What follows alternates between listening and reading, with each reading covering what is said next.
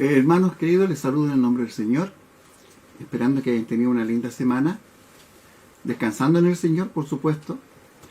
Quiero nuevamente compartir con ustedes el consejo que Dios nos da en su palabra, y especialmente quería compartir parte de una meditación que recibí de un pastor en Alemania en relación con lo que está pasando a nivel mundial. Creo que es muy apropiado algunos detalles que él enfoca también, y es la misma preocupación que tenemos nosotros con la iglesia versus el coronavirus. Para eso quiero dar lectura a la palabra del Señor, a un pasaje que ustedes ya conocen, que está en Mateo 24, donde el Señor les habla a los suyos sobre las señales de los últimos tiempos. Partiendo en el versículo 4, el Señor les dice: mirad que nadie os engañe, porque vendrán muchos en mi nombre diciendo: yo soy el Cristo, y a muchos engañarán. Oiréis guerras y rumores de guerras. Mirad que no os turbéis, porque es menester que todo esto acontezca, más aún no es el fin. Porque se levantará nación contra nación, reino contra reino, y habrá pestilencias y hambres y terremotos por los lugares, y todas estas cosas principio de dolores. Entonces os entregarán para ser afligidos, y os matarán, y seréis aborrecidos de toda la gente por causa de mi nombre. El Señor nos bendiga a través de su palabra. Considerando lo que ha pasado en más de un mes ya de esta alarma del famoso coronavirus, que creo que podemos sacar conclusiones cada uno en su casa, ya que no nos podemos reunir en nuestros templos, pero es importante sacar conclusiones a la luz de las Escrituras. Primeramente, si consideramos este virus, es un evento único en la historia del mundo y del cristianismo. Jesús nos exhorta a observar las señales. Acuérdense de Mateo 24, el Señor aclaró ahí bien a sus discípulos. Y las señales, acuérdense muy bien, hermanos, que las señales son para los creyentes que esperan y esperamos el retorno de Cristo. El que no cree en la segunda venida de Cristo no se va a preocupar de esperar, o de analizar las señales, o de lo que está pasando en el mundo en que estamos viviendo. Pero los creyentes tenemos que preocuparnos un poquito. Creo que esta señal es tan fuerte de este coronavirus que deberíamos pensar qué pasa en nuestra vida, qué va a pasar en nuestra vida después que pasemos la crisis. Creo que, y algunos dicen, ¿cuándo volveremos a la normalidad? Pero esta crisis va a traer consecuencias y no volveremos a la normalidad que estábamos acostumbrados. Pero creo que es importante, hermanos, detenernos a pensar. Si Dios ha permitido esta pandemia a nivel mundial, algo nos está avisando. Y creo personalmente que Dios nos está advirtiendo algo a cada creyente. Y el hecho que Dios nos mandara derechito a nuestras casas es para que analicemos a la luz de la Biblia, de su palabra, cómo está nuestra vida cristiana, cómo está nuestra relación con Dios. Muchos están discutiendo que a lo mejor esta pandemia no es tan grave como la influenza o una gripe, pero ha creado un escenario de pánico en el mundo y ha exigido una actuación de todo el mundo, pero mayormente de la unidad del mundo. Todo el mundo se llama a unirse contra esta pandemia. Nosotros podemos pensar en la política, por ejemplo, cuántos enemigos hay entre los partidos. Pero hoy día, en todas partes del mundo, los partidos se han unido en uno para atacar. Y el llamado de los gobiernos es unirse contra esta pandemia para poder combatirla, salir adelante, salir victorioso. Pero hermanos, esta pandemia, esta unidad, simplemente es una señal clara de la inminente venida de Cristo. Se ha cumplido. Pero hay una señal que no se ha cumplido. Si ustedes se dan cuenta en Mateo 24, donde leímos, meditando realmente en el versículo 9, el Señor nos dice que seremos aborrecidos de todas las gentes por causa de mi nombre. Y creo que esta señal no se ha cumplido. Todavía no somos aborrecidos por todas las gentes, por ser cristianos. Por ser cristiano, por ser hijo de Dios. Mateo 24:9 es claro. Esta conciencia de unidad que se está levantando y se está proclamando a nivel mundial puede ser peligroso al futuro para los creyentes. Este peligro para muchos trae muchas pérdidas en la economía, en todo ámbito. El enemigo común de que es este virus, mañana nos puede, hoy día nos ha sometido, por decir, a exigir unidad en la gente para poder combatirla médicamente, etc. Pero esta unidad, este virus mayormente, ¿qué ha pasado para con la iglesia? Que nos ha mandado a todos a nuestras casas. Y nuestros templos están cerrados. Ahora, sabemos que cada creyente es la iglesia.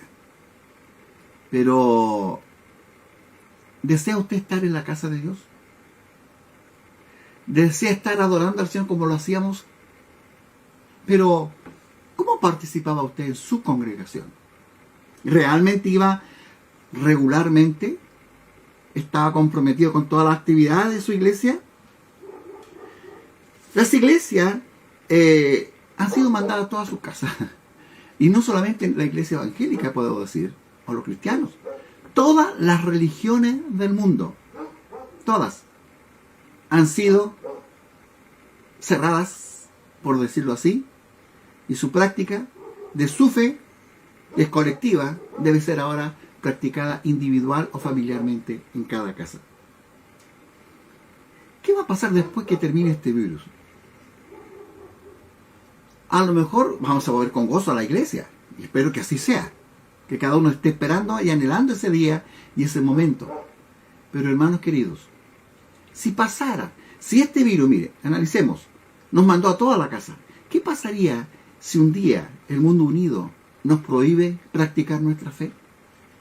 Hoy día hemos obedecido en un 99,9% de quedarnos en la casa, no abrir nuestros templos. Y lo tenemos claro, tenemos que obedecer. Pero, hermano, yo quiero analizar un puntito muy sencillo. Dios, en su inmenso amor, nos está dando un aviso. Y es, prepárate. Todos hablamos de las señales que anuncian la segunda venida. Pero, ¿cómo le estás esperando? ¿Estás preparado? Sé que Dios no nos va a mandar un WhatsApp avisándonos que viene Cristo. Pero esta circunstancia de hoy día, de este tiempo, de este mes, o 2 meses, o 3 meses, algunos más que otros, nos está poniendo alerta. Alerta. ¿Cómo estoy esperando el regreso de Cristo? Hay un pasaje estaba pensando en este de Lucas, que dice: cuando estas cosas comenzaren a hacerse, levantad vuestras cabezas, porque vuestra redención está cerca. Comentamos por teléfono con los hermanos: esta es una señal, viene Cristo. Pero insisto, ¿cómo le estamos preparando? O esperando, perdón. ¿Cómo está vuestra fe? El Señor nos anunció muchas otras señales de su venida. Por ejemplo, con hermanos he hablado y hemos conversado. Los terremotos se ven las consecuencias de un temporal, de un tornado, etc. Pero el virus no lo vemos. No sabemos dónde está, hacia dónde va. Está a nuestro alrededor. Y eso ha creado pánico en los seres humanos. En general, a nivel mundial. Tanto muertos Todos los días tenemos informes de los muertos en el mundo por esto. Pero hermanos, yo quiero hacer un llamado a que miremos cómo está nuestra fe. ¿Cómo está nuestra fe?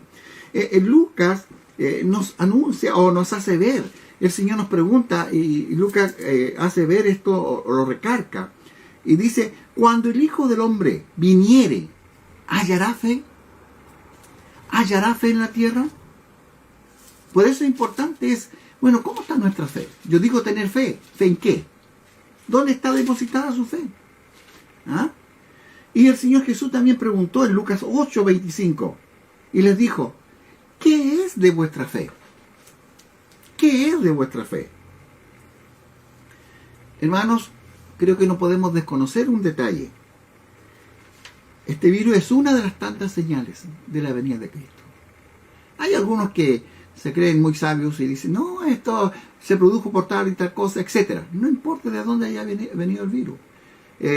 Cuando ha habido terremotos, como en Chile lo hemos tenido tanto, y algunos dicen, no, esto no viene de Dios, sino que fue una bomba que submarinamente en el fondo del mar quisieron probar. Una vez me dijo un joven así, pero Dios no nos dice cómo van a producirse los terremotos. Dice, habrá terremotos, habrá hambre, habrá guerra.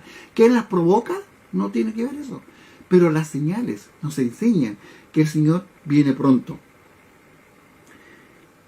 Esta conciencia de unidad, hermanos, que vemos en el mundo, el cristiano debe parar las orejas, estar atento, por decirlo así. Unidad del mundo es derechito al gobierno mundial. Y ese gobierno mundial va a ser el anticristo, que va a gobernar en tiempo de la gran tribulación. Pero todos los creyentes, a la luz de la Biblia, sabemos que el Señor vendrá a arrebatar su iglesia antes de él. Y el arrebatamiento, no olviden que es así. El mundo está preparándose. Las circunstancias del mundo están preparándose para una iglesia ecuménica, una cabeza religiosa, un líder religioso que va a conducir a las naciones a adorar y a servir al anticristo, a este gobierno mundial. Unidad. Hoy un virus nos ha llamado a unidad, a unirse. Mañana puede ser otra situación. Y puede ser que, como hoy día hay muchos que están preocupados del planeta, puede llegar un momento en que nos prohíban servir al Señor. La iglesia ha crecido más en tiempos de persecución y de crisis que cuando no está todo tranquilo. ¿Ha crecido más su fe en su casa ahora? ¿Ha extrañado la reunión con los hermanos en el templo? Fortalezcámonos en el Señor. La iglesia está débil hoy día. Hay una debilidad. Tiene sus causas. La iglesia ha perdido fuerza espiritual en este mundo. Y hermanos, tenemos que analizarlo. Como leí en Lucas, ¿qué es de vuestra fe? Analicemos y no lo olvidemos y lo vuelvo a repetir. Hemos sido mandados a la casa, se nos ha limitado la práctica de nuestra fe, pero es una oportunidad valiosa, maravillosa, para evaluar la calidad de fe que cada uno de nosotros tenemos. En la iglesia donde yo pastoreaba o pastoreo, estudiamos un poco sobre Filipenses. En el capítulo 1 se nos habla de las circunstancias que nos roban el gozo, las circunstancias negativas. Pero el apóstol Pablo nos enseñó que toda circunstancia, aunque sea negativa, debemos usarla en bien del Evangelio. Esta situación negativa, esta circunstancia que estamos viviendo hoy día, aprovéchela para usarla en bien del Evangelio. Fortalecer su fe. Ponerse al día, podemos decir un poco, con la lectura bíblica. ¿Cómo está su conocimiento bíblico? No solamente lea, medite, practique, aprópiese de la palabra del Señor. La iglesia está débil. Y hay muchos cristianos que se esconden, o llamados cristianos, que se esconden a veces en un grupo. Tienen doble estándar. en el templo o cuando se reúnen en la congregación, una forma de proceder, en la casa o fuera, de otra manera. No hay armonía con las dos cosas. Creo que ha influido mucho, a veces en nuestro continente, por decirlo así, llamado cristiano, entre comillas, que muchos viven una fe nominal y una fe cultural. A veces cuando hemos conversado con personas, hablándoles del Evangelio, tratando de traerles a Cristo, les decimos que no son cristianos porque no han creído en Cristo. Y se enojan algunos y dicen, ¿qué cree usted? ¿Que soy algún perro? Muchos creen que ser cristiano es haber sido bautizado en una iglesia cristiana, o tener algún dogma, o algún sacramento. Pero eso no es ser cristiano. Por eso esa fe cultural, nací en un mundo cristiano, nací en un país cristiano, soy cristiano, no es así. Hay muchos llamados cristianos que no tienen idea cuántos libros tiene la Biblia. Muchos cristianos que se jactan de decir soy cristiano rechazan las doctrinas fundamentales de la fe. No creen en el nacimiento original de Cristo, no creen en su resurrección, no creen en su muerte expiatoria. ¿Cuántos hoy día utilizan el feriado de Semana Santa para vacacionar, para paseo, para comilonas, fiesta, y ni se acuerdan que en esos días se recuerda el gran amor de Dios allí en el Calvario, donde Cristo triunfó y venció a nuestro enemigo, Satanás? La muerte también fue vencida. Si eres cristiano, ¿crees en la Biblia? La Biblia es la palabra de Dios. A veces la decimos, pero ¿la practicamos? En la Biblia está toda la sabiduría de Dios para nosotros. Toda la Biblia es la palabra de Dios. Toda. En esta crisis en que vivimos, estamos siendo obligados a practicar nuestra fe y a tomar una decisión. ¿Soy realmente un cristiano, un creyente en Cristo? ¿Realmente he estado sirviendo a Cristo, siguiendo a Cristo? Fíjense que hay un fenómeno terrible que ocurre en las generaciones. Si usted va a Jueces, bueno, en Josué tenemos claro cómo Dios usó a Josué para conquistar la tierra prometida, etc. Josué al final de sus días hizo un llamado a todos los ancianos y les dijo, yo y mi casa serviremos a Jehová. Y le dice a los demás, ustedes cojan, ¿a quién van a servir? Pero yo y mi casa serviremos a Jehová. En Jueces 2:10 se nos dice que toda esa generación murió.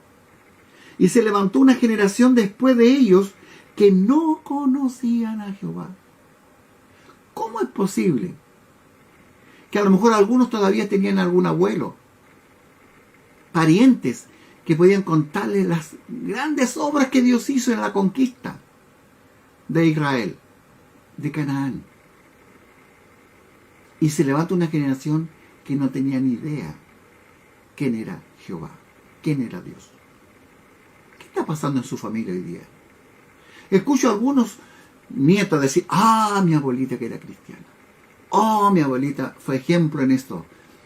He escuchado de muchos hermanos que hablan, dice, y su modelo de vida fue su abuelita, y sacan muchas cosas lindas de la abuelita. Pero ¿cuánto de la fe, de la vida cristiana práctica de esa abuelita han copiado? Pregúntese. Ella fue ejemplo en muchas cosas. Buenos para hablar de Cristo, evangelizar a otros. ¿Y usted, los nietos, dónde están? ¿Cómo está la generación de su familia? ¿Cuán débil? Algunos de los nietos han llegado a la iglesia a ser bautizados cuando se casan o para el funeral. Por el resto de su vida jamás han servido al Señor. Por eso el Señor nos llama a que analicemos la relación personal e íntima con Dios que cada uno tiene. Examina tu fe. ¿Eres sal de la tierra? ¿Eres la luz del mundo? Dios nos ayude a reflexionar un poco más en este tiempo de persecución, en un sentido, en esta crisis que nos ha agobiado un poco para poder practicar nuestra fe. El mundo se está uniendo, y esta unidad mundial, hermanos, no lo olvide, mi opinión personal, está preparándose para el gobierno mundial que vendrá. Y entonces se va a cumplir también este pasaje: y seréis aborrecidos por todas las gentes por causa de mi nombre. Todavía no somos aborrecidos. A lo mejor le causamos fastidio a algunos, pero no aborrecidos. Y eso se va a cumplir. ¿Estás preparado? ¿Está usted preparado para enfrentar la persecución por la causa de Cristo? ¿O se va a esconder? Dios nos ayude. Y que esta circunstancia que Dios ha permitido hoy día que vivamos nos sirva para fortalecernos en el Señor, animarnos más a estudiar su palabra, como también para que cuando volvamos, no sé, a nuestras congregaciones, a nuestros templos, podamos hacerlo con mayor fidelidad, dedicación y sacrificio. Que el Señor les bendiga. Oramos. Dios eterno, Padre nuestro, damos gracias porque en este día tu palabra puede ser predicada todavía. Ayúdanos, Señor, a acercarnos a ti con humildad de corazón, con un corazón contrito y humillado, analizando que lo que tú has permitido que vivamos en este día o en todos estos meses sirva para nuestra renovación de votos, de que nuestra fe sea fortalecida y podamos compartir tu palabra con aquellos también que la han dejado de lado. En Jesús nuestro Salvador lo pedimos todo. Amén.